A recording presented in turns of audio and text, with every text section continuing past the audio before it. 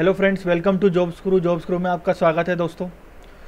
तो फ्रेंड्स, हमारे इस वीडियो का टॉपिक है summits and important post of India.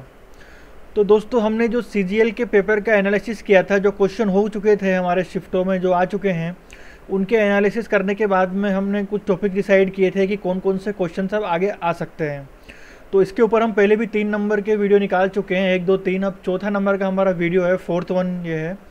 तो इसका टॉपिक है summits and important posts of India. तो दोस्तों, जैसा कि हमने देखा कि पिछले एनालिसिस के दौरान कि समिट्स, ब्रिक्स समिट्स और सार्क समिट के ऊपर क्वेश्चन पूछा जा रहा है और इम्पोर्टेंट पोस्ट्स ऑफ इंडिया के ऊपर क्वेश्चन पूछे जा रहे हैं, जैसे कि चीफ जस्टिस ऑफ इंडिया और वगैरह के ऊपर। तो हम इस वीडियो में यही सब पढ़ने वाले हैं और उम्मीद करेंगे कि आगे आने वाले शिफ्टों में भी ये क्वेश्चन पूछे जाएँ और हम उनको आसानी से वहाँ पर कर सकें। तो दोस्तों, अगर आपने पहले 3 वीडियो नहीं देखे हैं तो आप उनको पहले जाके देख सकते हैं, उनसे आपको ज़रूर हेल्प मिलेगी और ज़्यादा से ज़्यादा नंबर आप सीजीएल टियर 1 के अंदर स्कोर कर पाएंगे। तो दोस्तों, आइए हम देख लेते हैं कि अभी तक हमने क्या क्या पढ़ लिया है और क्या क्या हम आगे पढ़ने वाले। तो दोस्तों, जैसा कि आप सबको मालूम है कि हम एसआई यूनिट्स ऑफ मेजरमेंट पढ़ चुके हैं। ये पहला नंबर का हमारा टॉपिक था। दूसरा हमारा इन्वेंशन लिस्ट एंड इन्वेंटर्स था। तीसरा list of scientific instrument and usage. इन तीनों टॉपिक्स को हम अपने तीनों वीडियोज़ में कवर कर चुके हैं। उम्मीद करता हूँ ये आपको पसंद आए होंगे। एग्ज़ाम टाइम में आप इनको एक बार पढ़ के जाएंगे तो आपको बहुत अच्छे नंबर मिलेंगे। और भले ही इसको एक जना देख के जाए, 2 जना देख के जाए, मुझे बहुत खुशी होगी अगर उसको मेरी वजह से 1-2 नंबर भी ज़्यादा आने को मिलते हैं। तो दोस्तों, जो हमारा आज का इस वीडियो का टॉपिक है list of international summits and important post of India. तो अभी हम इस वीडियो में ये सब देखने वाले हैं और books and their author, awards, rewards of India और कंप्यूटर बेसिक्स, ये जो 4 टॉपिक बचे हुए हैं उनको भी हम आज के अंदर ही कंप्लीट कर देंगे, ताकि हर स्टूडेंट को हेल्प मिले जो आगे आने वाली शिफ्टों में पेपर देने जाने वाला है। तो दोस्तों, आइए बिना समय गंवाए शुरू करते हैं list of international summits and important post of India के टॉपिक को। तो दोस्तों, ये हमारी समिट्स की पीडीएफ है। इसके अंदर हमने सारी इंपॉर्टेंट समिट्स जो अभी हो चुकी है और जो चल रही है उनको कवर करने की कोशिश की है। तो दोस्तों, आपसे मेरा अनुरोध है कि इसको आप नोट्स बनाने की ज़रूरत नहीं है, आप इसको पीडीएफ फॉर्म में डाउनलोड कर सकते हैं। लिंक्स आपको डिस्क्रिप्शन में मिल जाएंगे। और आपको अगर कुछ भी डाउट है तो आप कमेंट सेक्शन में लिख सकते हैं, और आपको वीडियो अच्छे लग रहे हैं तो आप भी कमेंट सेक्शन में लिखकर हमें बताइए, ताकि उस समय पता चल सके हम सही चीज़ कर रहे हैं और सही वीडियो बना रहे हैं। तो दोस्तों, समिट्स वाले इस पार्ट्स में जो सबसे पहली समिट है वो है, सबसे इम्पोर्टेंट समिट जो है वो है ब्रिक्स समिट। तो ब्रिक्स समिट के अंदर जो है ये 5-6 देशों के नाम से, कंट्रीज 5 देशों के नाम से मिलके बना हुआ है, जिसमें बी से जो है ब्राज़ील आता है, आर से रशिया आता है, आई से इंडिया आता है, सी से चाइना आता है और एस से साउथ अफ्रीका आता है। तो अभी एसएससी सीजीएल के पिछली शिफ्टों में हमें क्वेश्चन देखने को मिला था कि एस स्टैंड्स फॉर, तो एस जो है यहाँ पे साउथ अफ्रीका के लिए रखा जाता है। तो 2017 में अभी जुलाई के लास्ट में ही यहाँ पर ब्रिक्स समिट चल रही थी, अभी ज़ियामिन चाइना के अंदर। पिछली जो ब्रिक्स समिट हुई थी वो गोवा इंडिया के अंदर हुई थी, उसके पहले वाली रशिया में और उसके पहले वाली ब्राज़ील में। तो इतना पहले आपको जानने की ज़रूरत नहीं है, एसएससी आपसे केवल अभी की और पिछली पूछ सकता है। तो ब्रिक्स समिट जो है ये 5 देशों से मिलकर बना हुआ है, ये आपको याद रखना है। उसके बाद में आते ही G20 समिट। तो G20 जो समिट्स है और उसका हेड क्वार्टर जो है मैक्सिमो में है। ये 20 अगस्त 2003 को इस्टेब्लिश हुई थी। चेयरपर्सन एंजेला मार्कल है, जो जर्मनी की हैं। जर्मनी की प्राइम मिनिस्टर आप उन्हें कह सकते हैं। बेसिकली वो चांसलर होता है वहाँ पर, प्राइम मिनिस्टर के पद के ही समान उनका ओहदा होता है वहाँ पर। टोटल मेंबर इसकी कंट्रीज़ हैं 20, Argentina, Australia, Brazil, Canada, China, France, Germany, India, Indonesia, Italy, Japan, Mexico, Russia, Saudi Arabia, south Africa, south Korea, Turkey, United kingdom, United states and European union. तो ये सब G20 समिट्स के member countries हैं। तो इसकी जो 2017 की जो G20 की मीटिंग है वो जर्मनी में हुई और 2018 में ये अर्जेंटीना, ब्यूनोस एयर्स में होने वाली है। तो दोस्तों, ये आपको याद रखना है कि G20 समिट में 20 कंट्रीज़ हैं और इसकी चेयरपर्सन जो है एंजेला मार्कल है, और 2017 की जो है वो जर्मनी में होने की प्रस्ताव है इसका।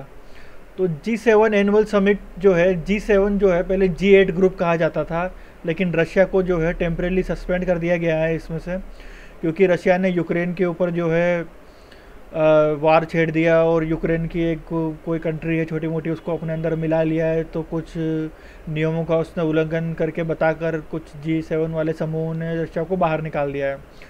तो इसकी इस्टेब्लिशमेंट जो 1975 में हुई थी। तो इसके अंदर जो मेन कंट्रीज़ आती हैं वो हैं France, Germany, Italy, Japan, United kingdom, United states of America और कनाडा। तो ये काफ़ी डेवलप्ड कंट्रीज इसके अंदर आती हैं।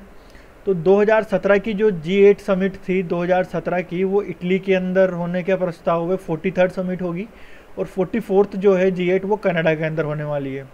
तो ये G8 थी, अब G7 बची है। आपसे पूछा जा सकता है दोस्तों कि G8 में से G7 क्यों हो गया, कौन सी कंट्री वहाँ से बाहर चली गई है? तो रशिया चली गई है।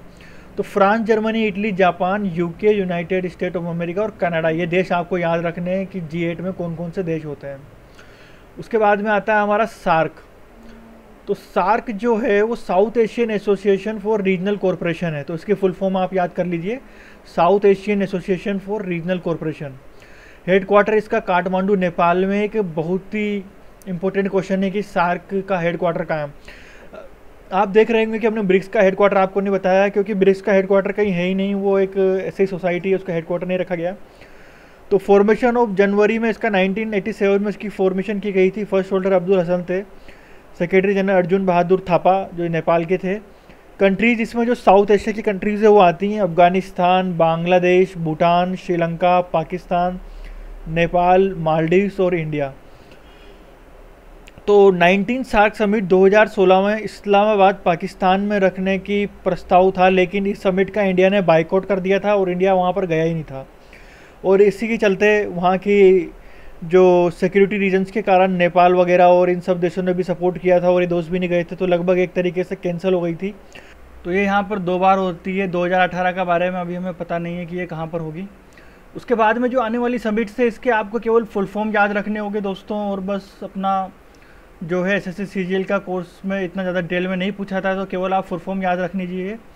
तो एशियान, तो association of south east Asian Nations, तो इसके अंदर ये साउथ ईस्ट एशिया की कंट्रीज़ आती हैं, Brunei, Cambodia, Indonesia, Malaysia, Burma वगैरह। तो केवल आप इसका फुल फॉर्म याद रख लीजिए, Asian association of south east Asian. अगर आपको डिटेल में पढ़ना है तो आप यहाँ से पढ़ सकते हैं PDF डाउनलोड करके, लेकिन अभी मैं चाहूँगा कि आप इतनी ज़्यादा डिटेल में ना जाएं, क्योंकि एग्ज़ाम नज़दीक है बिल्कुल। आपका कल परसों एग्ज़ाम होगा और आप इनको डिटेल में पढ़ने बैठेंगे तो जो पढ़ा है वो भी भूल जाएंगे। तो केवल इंपॉर्टेंट चीज़ें आपको याद रखनी है, उन्हीं से आपको नंबर गेन करने। ईस्ट एशिया समिट, तो इसके नाम से ही जाहिर होता है कि ईस्ट एशिया समिट है। उसके बाद में जो हमारी समिट आती है वो है IBS से।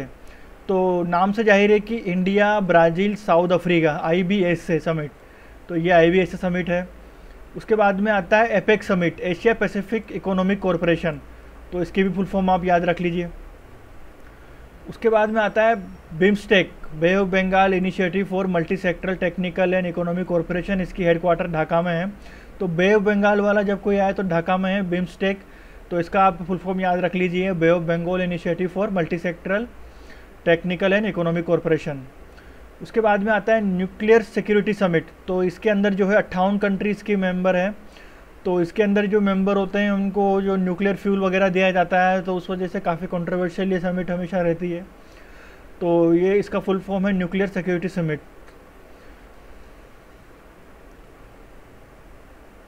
तो उसके बाद में आता है ओपेक इंटरनेशनल सेमिनार। तो ओपेक जो है, ओपेक की फुल फॉर्म आपको हमेशा याद रखनी होगी, organisation of petroleum exporting countries. तो ये बहुत ही एक इम्पोर्टेंट टॉपिक है।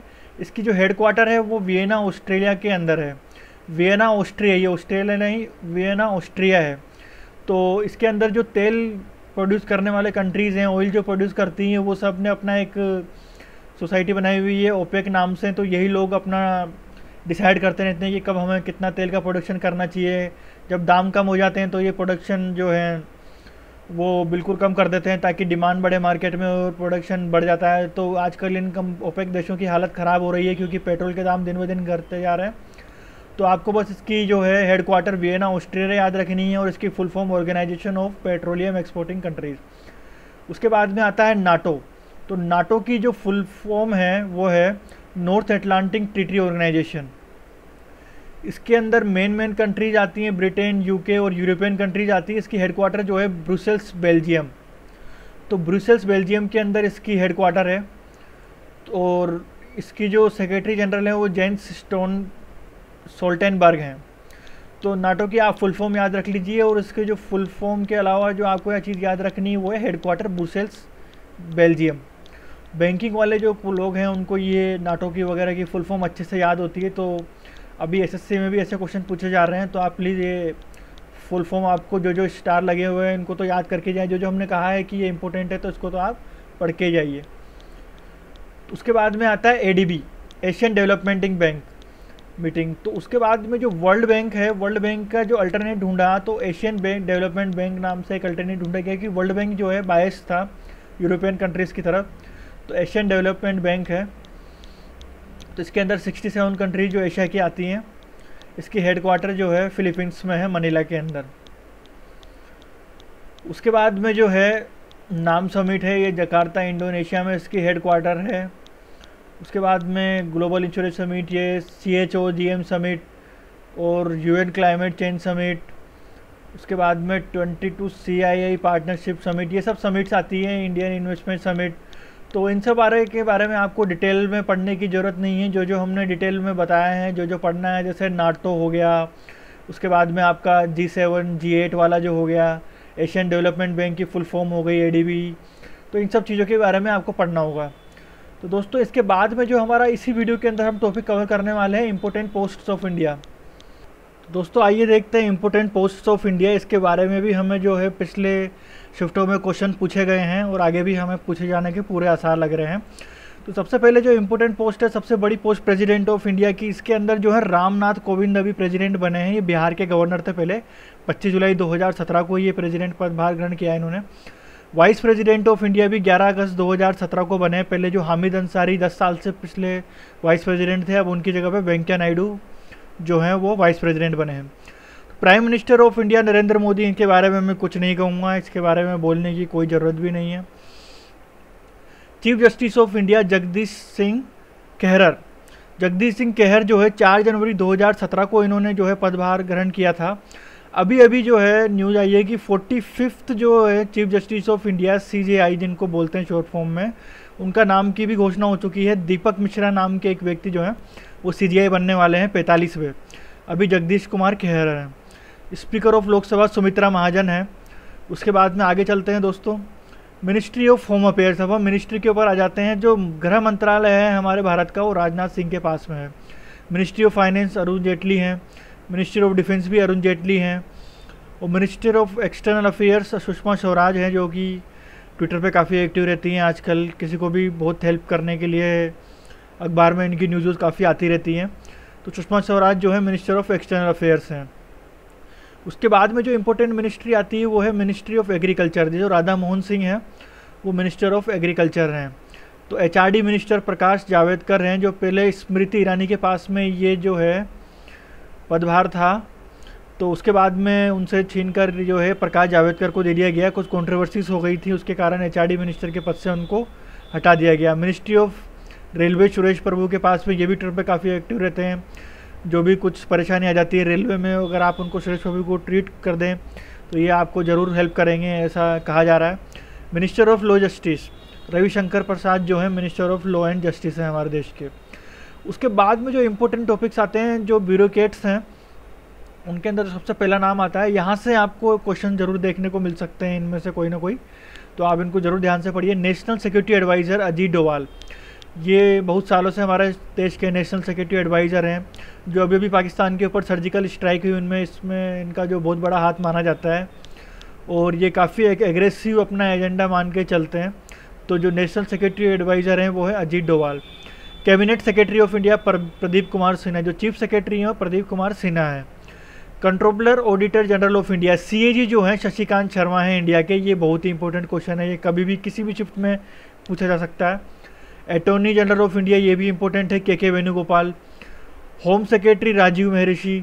फाइनेंस सेक्रेटरी अशोक लवासा, ये भी एक इंपॉर्टेंट क्वेश्चन है, बहुत से बैंकिंग सेक्टर्स में ये पूछा जाता है। फॉरेन सेक्रेटरी सुब्रमण्यम जयशंकर, तो ये हमारे देश के फॉरेन सेक्रेटरी हैं। Secretary general of Lok Sabha Anup Mishra. Secretary general of Rajya Sabha Shamsher K Sharif. Solicitor general of India, तो ये एक इम्पोर्टेंट है। सोलिसिटर जनरल ऑफ इंडिया के बारे में भी क्वेश्चन हमें बहुत सारे एग्जाम में देखने को मिलता है, आने वाली शिफ्ट में हमें देखने को मिल सकता है। उसके बाद में दोस्तों आते हैं हम सेक्रेटरी जनरल ऑफ लोकसभा, एक बार आप पढ़ लीजिए, रीडिंग मान लीजिए, अनूप मिश्रा है।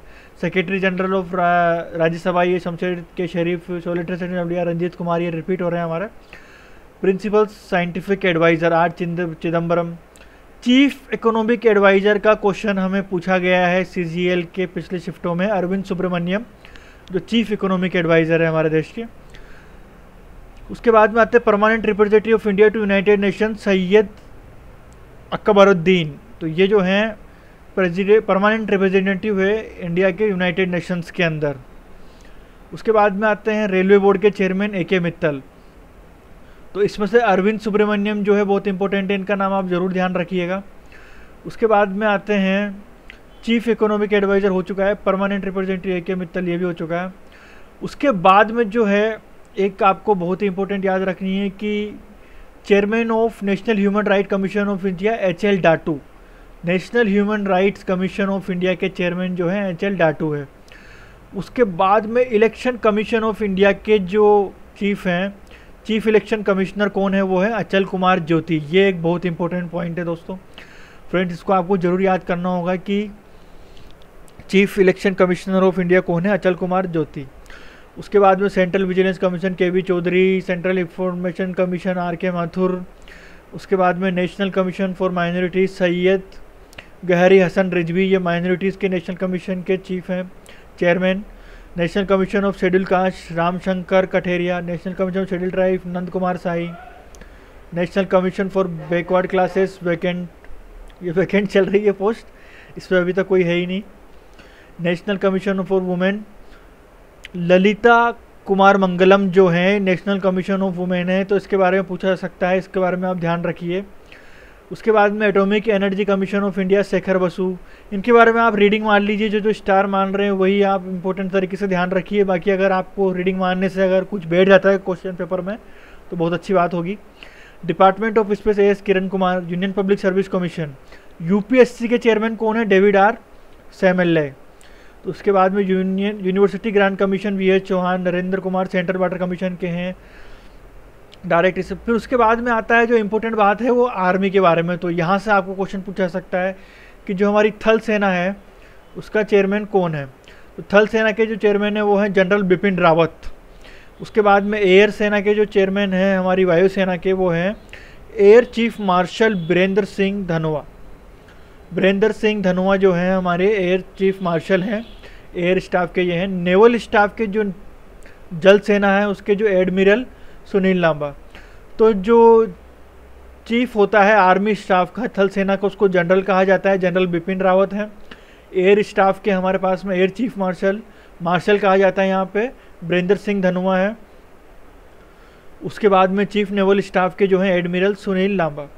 तो ये तीन आपको मेनली ध्यान रखना है। उसके बारे में अगर आपको चाहिए तो आप रीडिंग मार सकते हैं इनके ऊपर से आपको ज़्यादा क्वेश्चन देखने को नहीं मिलेंगे, फिर भी आप रीडिंग मार के एक बार चले जाइए।